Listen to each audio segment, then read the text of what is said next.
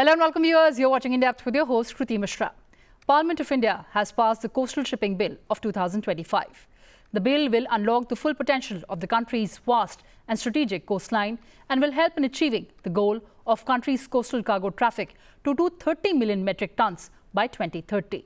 The proposed legislation will also minimize regulations and maximize facilitation of growth opportunities in coastal trade. Here's everything you need to know about this proposed legislation. Come along.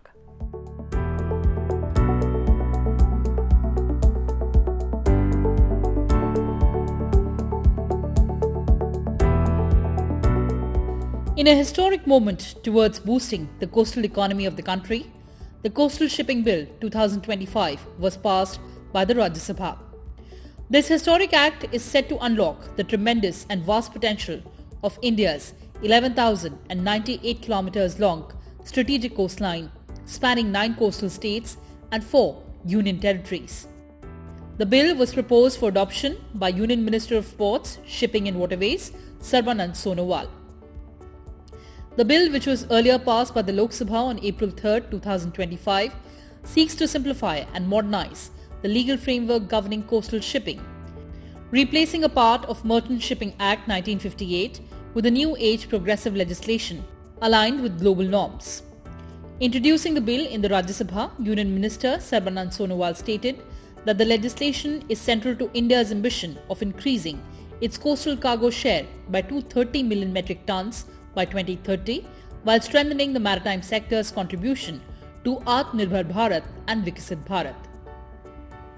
This is not merely a legal reform, but a strategic enabler of economic growth, employment and logistics efficiency.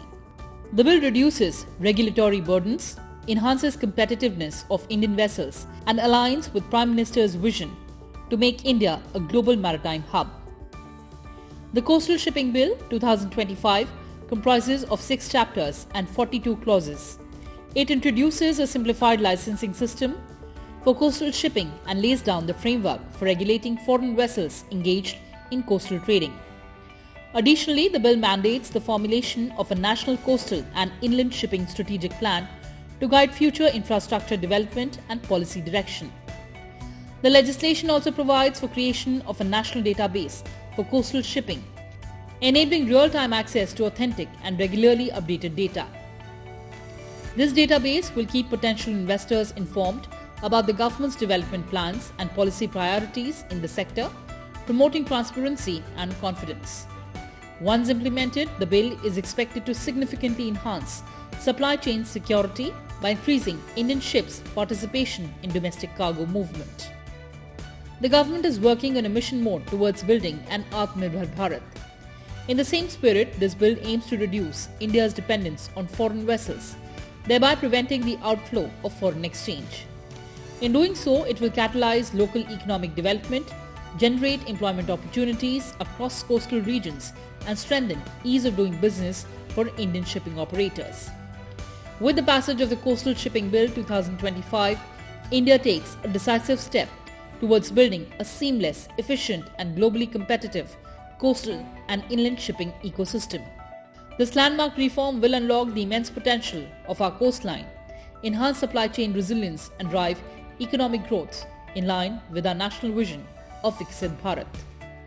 Which is particularly unlock the full potential of India's vast and strategic coastline, which stretches over 11,098 kilometers across 9 coastal states and 4 union territories. To support the goal of growing India's coastal cargo share to 230 million metric tons by 2030, we need a framework that minimizes regulation while maximizing facilitation of growth opportunity in coastal trade. The Coastal Shipping Bill 2025 is designed to make coastal trade easier, more competitive and better integrated with India's overall transport vision. Sir, presently regulation and licensing of coastal shipping is governed by Part 14 of the Merchant Shipping Act 1958. The current bill provides a holistic, forward-looking and progressive legal framework suited to today's commercial realities in line with the globally prevalent cabotage practices. This bill is a part of the larger vision of our Honorable Prime Minister Narendra Modi ji to undertake a series of legal reform which in the past 11 years have led to increased growth and developmental of maritime and shipping sector. Honorable Sir, this bill contains 6 chapters and 42 clauses that mainly consist of provisions of licensing and regulations of foreign vessels in coastal trade, formulations of national coastal and inland shipping strategic plan, creation of a national database for coastal shipping. This bill will reduce the compliance burden for Indian ships in line with the mission of ease of doing business. If greater numbers of Indian ships handle cargo, it will ensure supply chain security for the country. This is very significant. Supply chain security for the country prevent escapement of countries' foreign exchange by reduced dependence on foreign ships and enable creation of blooming local economy with versatile employment opportunity. Easy accessibility to authentic and periodically updated data through the national database on coastal shipping along with information of the strategic plan for the development of infrastructure on coastal and inland routes will keep potential investors better informed about the development plan and policy priority of the government in the sector. Sir, with this, I want to request you, sir, this bill is very significant bills, very important, very reformative like kind of initiative, and I believe the members of the House will definitely help this bill to pass. The question is that the Coastal Shipping Bill 2025 as passed by Lok Sabha be taken into consideration. Those in favor will please say aye. Those against will say no. I think the ayes have it, the ayes have it, the ayes have it, the motion is adopted. Let's take a look at the highlights and key provisions of the bill. Services to be also covered under coasting trade. Under the Act, coasting trade refers to the carriage of goods and passengers from one place or port in India to another. The bill expands this definition to include provisions of services. Services include exploration, research, and any other commercial activity except fishing. License for coasting trade and certain other purposes. The Act requires license for all vessels engaging in coasting trade. The bill states that vessels wholly owned by Indian persons will not need a license. For purposes other than coasting trade, the bill requires licenses for vessels that are not wholly owned by Indian persons. These are vessels that are hired by Indian persons, non-resident Indians or overseas citizens of India, and are operating between Indian and international ports or between international ports. OCIs hiring vessels for operating exclusively outside India will not require a license. The licenses will be issued by the Director General of Shipping, who is appointed by the central government. The Director General may permit a vessel registered under the Inland Vessels Act of 2021 operating in inland waterways to engage in coasting trade. Revocation of licenses. The Act empowers the Director General to modify or revoke licenses.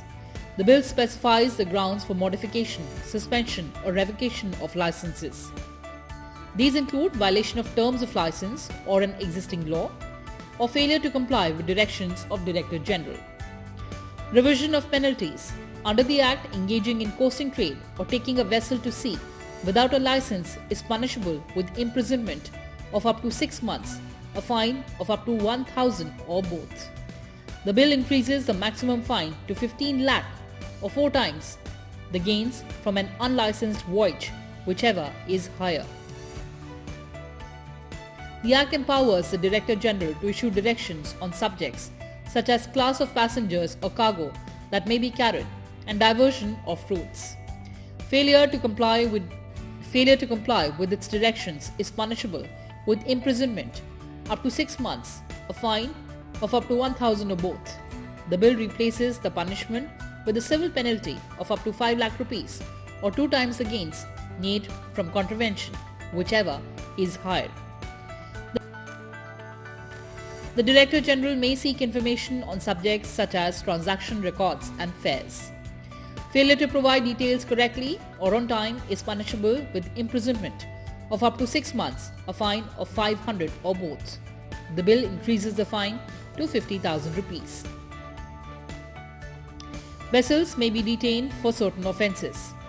The bill also provides for detention of vessels as a punishment for certain offences such as operating without a licence, violating directions of Director General and providing false information. Compounding of offences.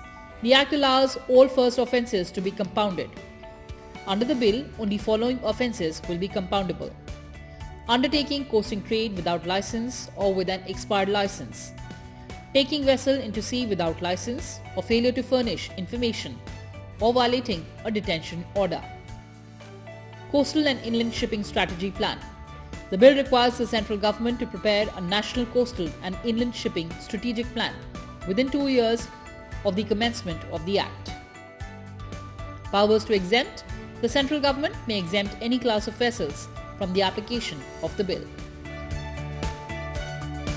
With the passage of the Coastal Shipping Bill 2025, the Ministry of Ports, Shipping and Waterways has successfully secured parliamentary approval for all 3 critical marine legislations: the Merchant Shipping Bill 2025, the Carriage of Goods by Sea Bill 2025, and the Coastal Shipping Bill, paving the way for a modern, efficient and self-reliant maritime ecosystem in line with vision of Viksit Bharat.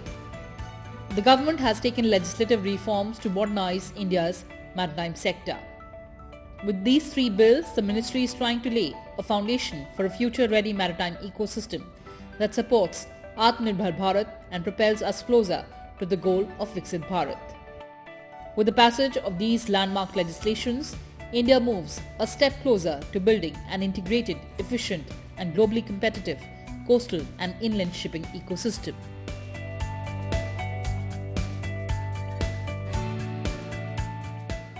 Well, viewers, that's all we had for you in this edition. Thanks for watching and stay tuned to Sansad TV. Goodbye for now from my side.